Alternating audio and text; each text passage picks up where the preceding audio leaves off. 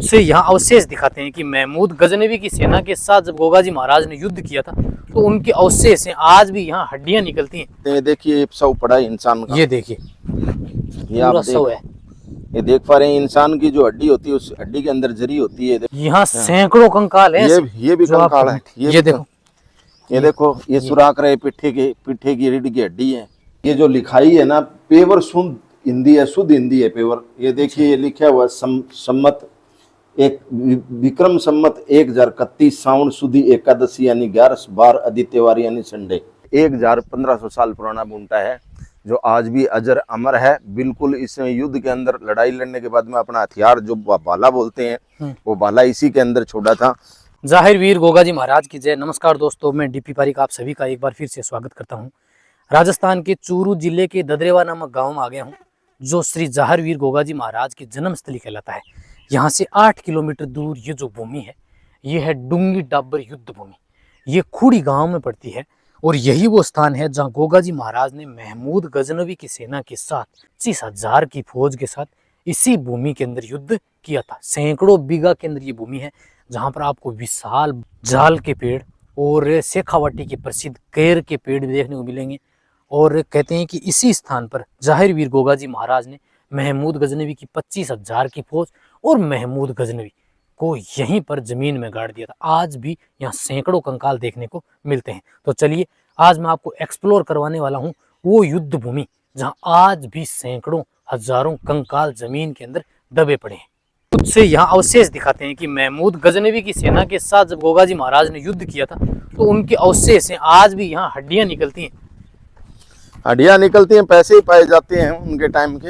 अच्छा, निर्माण करते हैं तो कंकाल निकलते हैं। देखिए शव पड़ा है इंसान का, ये देखिए ये आप शव है। ये देख पा रहे हैं इंसान की जो हड्डी होती है उस हड्डी के अंदर जरी होती है। देखो ये इंसान की हड्डी, इसमें जरी है। देखो बिल्कुल, ये देखो, ये गौर से देखो आप, इसमें जरी है, सुराख से है बारीक बारीक। तो इंसान के पैर पड़े हुए हैं। अब ये पूरा है, देखो ये पूरी है, ये पूरी है। ये हजारों साल हो गए इनके, कौन संस्कार करने वाला था? मिट्टी पड़ती रही, बुड़ते रहे, अभी ये उखड़ते रहे हवा से, बारिश से। यहाँ सैकड़ों कंकाल है। ये भी कंकाल है। ये देखो, ये सुराख रहे पिट्ठे की रीढ़ की हड्डी है। ये देख लो, पूरा बॉडी है। इसका डीएनए टेस्ट हुआ है। इसमें 11 फुट के योद्धा हैं ये, जिस टाइम में हाइट और 11 फुट के इंसान। इनकी रीढ़ की हड्डी भी इतनी छोटी है जैसे डांगर की है, और हमारी क्या आजकल इतनी है। क्योंकि जब भी तो बलवान थे, योद्धा थे, युद्ध में लड़ाई करते थे। आज ये फोन है 100-150 ग्राम 80 ग्राम का, ये नहीं रख सकते हम हाथ में। वो 100 मन का भाला रखते थे। तो अच्छी हाइट थी, अच्छी बॉडी थी, तभी वो रख पाते थे। यहाँ तो पूरी जमीन में सब जगह दिखाई दे रहे हैं, सब में कंकाल है। यहाँ पर है ये बॉडी पार्ट्स पड़ा हुआ है। देखो ये देखो, ये बॉडी पार्ट्स। ये देखो, ये बॉडी का पार्ट्स तो अलग ही कलर है। जैसे ये इसका कलर कैसा है, और ये पत्थर है, ये पत्थर है। देखो ये व्हाइट है, ये बॉडी का पार्ट्स है। ये देखो जरी है इसके अंदर, सुराख से दिखे। ये पत्थर है जो हमारे राजस्थान की पीओपी से गिलास कप बनते हैं, वो पीओपी है ये। और ये देखो, ये कंकाल है, किसी का हाथ है, किसी का पैर है। ये देखो, ये घुटने की हड्डी है। ये देखो, ये सब कंकाल पड़े हुए हैं। कचरा इतना बिछाया युद्ध में, बहुत ज्यादा।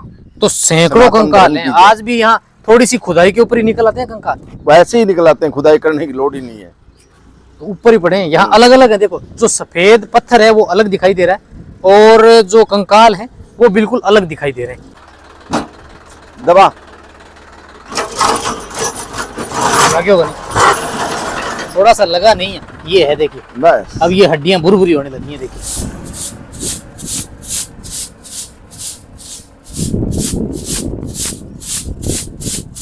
ये देखो, क्लियर बॉडी का ये पार्ट। देखो, ये देखो, बिल्कुल साफ दिखाई दे रहा है। ये बॉडी का पार्ट है ये। तो ऐसे यहाँ हजारों कंकाल, हजारों हड्डियां जो है वो दिखाई देंगी। और ये बंद क्यों है महाराज जी, ये वाला भाग? ये जो दिल्ली से युद्ध लड़ने के लिए मोहम्मद गजनी आया था, उसका सब इसी के अंदर। आज तक कहीं उसकी कब्र नहीं है, कहीं दरगाह नहीं है। आज ये जाड़ लगा दिया गया इसी के अंदर। उसका डीएनए टेस्ट हुआ था, इसी के अंदर पड़ा हुआ है। विक्रम सम्मत 1025 में सोमनाथ मंदिर पर आक्रमण किया मोहम्मद गजनी ने, और लड़ाई लड़ते लड़ते यहाँ आ गए थे। तो यहाँ भी सोचा कि ये जैसे भूमि है और ये गऊ घोड़े हैं, राज तिलक है, अर्जन सर्जन जोड़ों को बहकावे में लेके कि गोगाजी को मिटा देंगे, मार देंगे, और ये राज तिलक कुछ आप रख लेना, कुछ हमें दे देना, ऐसा उनके मन में पाप था। लेकिन उनको ये पता नहीं कि ये कौन है, क्या चीज़ है, कितनी शक्ति है इसके अंदर। वो गुरु गोरखनाथ की देन थी।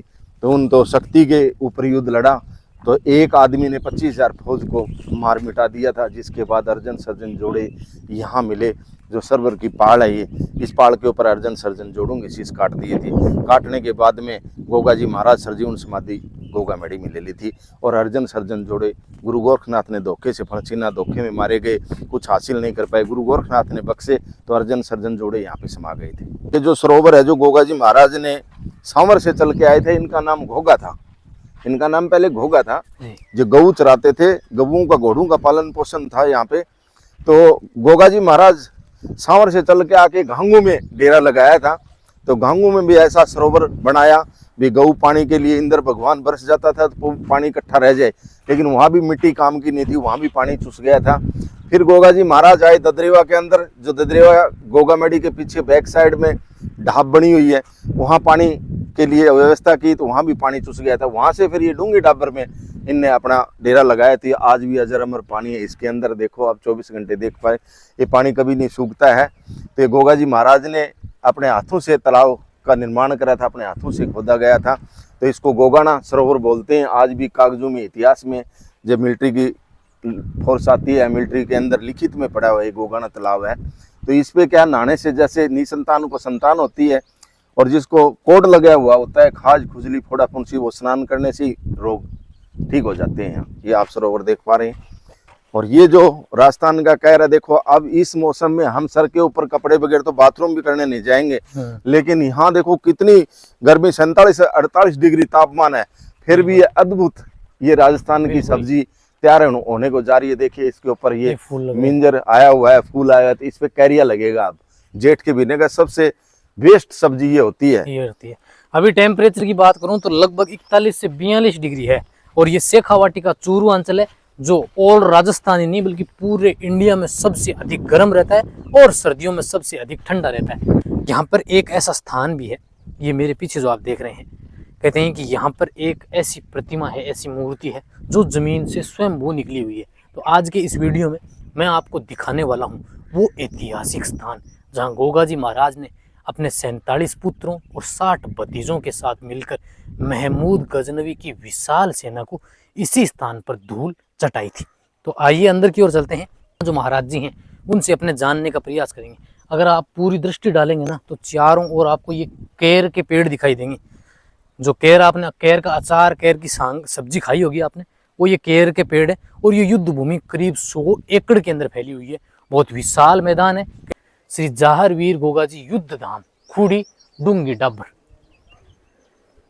ग्राम खुड्डी, तहसील राजगढ़, जिला चूरू में आप देख पा रहे हैं गोगा जी महाराज युद्ध स्थान, जहाँ पे गोगा जी महाराज ने अपने मौसी के लड़कों के शीश काटे थे, अर्जुन और सरजुन के। तो ये गांव खुड्डी है और ददरेवा से 8 किलोमीटर है, गोगा मेड़ी से 75 किलोमीटर है। तो यहाँ भारी संघर्ष हुआ था गोगा जी महाराज का मुगलों के साथ। मोहम्मद गजनी की फौज आई थी, 25,000 फौज को मार काट करके उनको मुगलों को शांत करके फिर यहाँ से गोगा मेड़ी सरजीवन समाधि ली थी।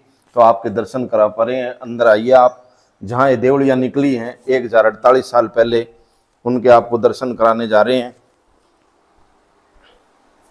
अच्छा, ये देवली जमीन से प्रकट हुई है? हाँ, ये जमीन से प्रकट हुई है। ये जाहरवीर गोगा जी महाराज की है। ये गुरु गोरखनाथ की स्थापना की हुई है। और ये एक घोड़े पे 2 भाई हैं, दोनों के शीश कटे हुए हैं, अर्जुन और सरजुन दोनों भाइयों के। और इसके नीचे ये जो लिखाई है ना, पेवर शुद्ध हिंदी है, शुद्ध हिंदी है पेवर। ये देखिए ये लिखा हुआ सम्मत एक विक्रम सम्मत 1031 सावन सुदी एकादशी यानी 11/12 आदित्यवार यानी संडे। बिल्कुल शुद्ध हिंदी है। इसको चून आटा लगाकर आप सर्च करके देखेंगे तो बिल्कुल समझ में आ जाएगी। ये किसी के हाथ की नहीं बनाई हुई, ये कुदरत से नीचे से बन के आई हुई है। और इससे अनुमान लगता है कि गोगा जी महाराज का 1003 में जन्म हुआ था और 1031 में सरजीवन समाधि ले ली थी युद्ध लड़ने के बाद में। घोड़े के ऊपर है। और ये एक घोड़े के ऊपर 2 भाई हैं, दोनों के शीश कटे हुए हैं। जाहरवीर गोगा जी महाराज पीछा कर रहे हैं। ये दोनों विक्रम सम्मत 1031 में ये निकली हुई है। ये गोगा जी महाराज, हाँ, ये गोगा जी महाराज बैठे हैं, उनका पीछा कर रहे हैं। तो ये देवली जो है वो ये कितनी पुरानी है महाराज जी? कम से कम 1048-49 साल हो गई। अच्छा, इनकी खुदाई करके भी देखी थी। गांव से लोग आते थे, 100-150 आदमी भी इनको जंगल में मूर्तियों को गांव में ले जाएं, अच्छा स्थान बनाएं। 100-150 बंदे जमीन को पाड़ते थे, सुबह आते थे, मिट्टी बराबर पाती थी, बाहर से सांप डोलते थे, आए उधर से गांव वाले वापस चल जाते, किसी की ताकत नहीं है, इसको पाड़ के ले जाएं गांव में। मतलब इसकी गहराई इतनी अधिक है? हाँ जी, खोद के देखिए। हमने भी ये जो निर्माण हुआ था 2017 में, तो हमने 10-15 फुट खोद के देखी, जैसे पेड़ की जड़ चलती है ऐसी जड़ चलती है, किसी की ताकत नहीं है, वे उठा के ले जाए। अच्छा, तो अपने ददरेवा के अंदर एक इसी तरह की शिला है जो गोगा जी महाराज की है, तो ये साथ की है या पहले या आगे की? देखो, ये एक आइडिया अनुमान लगा सकते हैं। जिस टाइम में तो विज्ञान भी नहीं थी, गूगल भी नहीं था, वे हजारों साल पहले की कितनी सदियां चल गई, तो एक आइडिया लगाया जाता है कि ये पंचमुखी मैडी थी, यहाँ गुरु गोरखनाथ ने अपने चेलों के साथ बनाई गई थी। आज भी उस नीम रखी है यहाँ, जो अपन नीम बढ़ते हैं, वो नीम बगमे कलर की ईंटें हैं, पतली पतली ईंटें हैं, उनसे पंचमुखी मैडी बनाई गई थी। और ये जिसके बाद चुनने की म्याद नहीं थी, ये ख़त्म, मैडी नष्ट हो गई थी, जिसके बाद सूरजमल मोहता बाणिया है जो, उसने ये मठ बनाया था पक्का। अच्छा, ये अब मठ टाइप में बना? हाँ, ये मतलब मैडी जो बोलते हैं ना, तो मठ मैडी होती है। अच्छा। तो इसको सूरजमल मोहता बाणिया ने बनवाई थी, पहले कच्ची थी इनके ऊपर, लेकिन ये देवड़ियाँ जो आप देख पा रहे हैं, ये सत्य है, हकीकत है, ओरिजिनल है, कोई किसी की हिलाई हुई नहीं है। ये बाद में गुरु गोरखनाथ की मूर्ति हमने स्थापना करवाई है, और भारी दादा संख्या में उत्तर प्रदेश, हिमाचल, गुजरात, महाराष्ट्र, राजस्थान, हरियाणा, पंजाब से श्रद्धालु आते हैं, अपनी मन की मुरादें लेके आते हैं, खाली झोली आते हैं और झोली भर के जाते हैं। यहाँ बोल सनातन धर्म की जय। 31 किलो वजन की है ये? हाँ, 31 किलो की है ये भाई, 31 किलो की है। तो ये जैसे मैंने वहां भी देखा, ये इसका क्या होता है, इससे क्या? ये झारवीर गोगा जी महाराज की छड़ी बोलते हैं इसको। अच्छा, तो जैसे मैंने देखा कि हमारे गांव में भी कई बार जागरण वगैरह का जो आयोजन होते हैं, राजस्थानी में ये सांकड़ बोल देते हैं, और कहीं छड़ी बोल देते हैं, और कहीं चाबक बोल देते हैं। इनकी जैसी भाषा ऐसे अनेक अनेक नाम रखे जाएं। जैसे पंजाब वालों ने, यूपी वालों ने इस तरीके की बना रखी है। ये हमारी परंपरा के हिसाब से 40-50 साल पुरानी है। ये पंजाब वालों ने उन्होंने बना रखी है। हाँ, ये देखो दूसरा स्टाइल है, ये दूसरे स्टाइल की। ये पंजाब वाले जो है वो इस तरह की बनाते हैं, और जो हमारी ये राजस्थान की ये पुरानी है, 50-60 साल पुरानी है। तो ये सांकल कहते हो या छड़ी बोलते हैं? हाँ, गोगा जी महाराज की छड़ी कहलाती है ये। हाँ, तो इससे खेलते हैं। अच्छा, इससे खेलते हैं। और ये तलवार से, ये जो पुराने टाइम की तलवारें हैं, ये हर जो गोगा जी महाराज का प्राचीन स्थान है वहाँ मिलेंगे आपको ये। तो ये तलवार से भी लोग बाग खेलते हैं।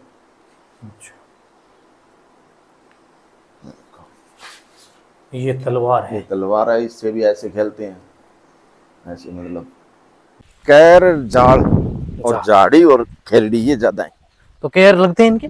बहुत भयंकर, दुनिया के लोग कितनी कितनी किलोमीटर तोड़ के आवा था, 50 तक तोड़ के ले जाए। ये शेखावाटी की प्रसिद्ध सब्जी है जो आपने राजस्थानी में खाई होगी ना, केर की सब्जी। केर का सा देखिए, दुनिया भर के पेड़ हैं केर है, बेरिया है, ये देखो सांगरी लगी हुई है, सांगरी का है, खेरड़ी जांटी। सांगरी जो सब्जी 5000 गोगा जी महाराज का, लोग। गोगा जी महाराज का प्राचीन दरखत है ये, जिसको खेरड़ी बोलते हैं, और ये खेरड़ी पे लगी हुई है, देखो सांगरी। सांगरी, हाँ, गांव गांव खेजड़ी, गांव गांव गोगा। कहते हैं कि खेजड़ी के पेड़ के नीचे हर गांव में गोगा जी महाराज विराजमान, आस्था इसी के नीचे है, यही आस्था है इसी के ऊपर। और ये कि जो जाल का बुंटा आप देख पा रहे हैं, जो गोगा जी महाराज ने बचपन खेला, बचपन बिताया, इसी के नीचे चौपड़ पासा खेलते थे, महाभारत वाला युद्ध। ये 1500 साल पुराना बुंटा है, जो आज भी अजर अमर है बिल्कुल। इसमें युद्ध के अंदर लड़ाई लड़ने के बाद में अपना हथियार जो बाला बोलते हैं, वो बाला इसी के अंदर छोड़ा था। जब से जाड़ का पेड़ आल हिंदुस्तान में, वर्ल्ड में कहीं भी मिलेगा, अंदर से खुखरा थोथा मिलेगा, सूखा मिलेगा, और अंदर से सूखा, बाहर से गीला मिलेगा। और अभी जेठ के महीने में पील लगती हैं इसको बहुत भारी, और इसकी छाएं ऐसी से फैल कर दे, बिल्कुल सूखा है, देखो बिल्कुल सूखा हुआ है, देखो आप देख पा रहे हैं। लेकिन ये सत्य के ऊपर खड़ा है, जो अपना हथियार इसी के अंदर छोड़ दिया था।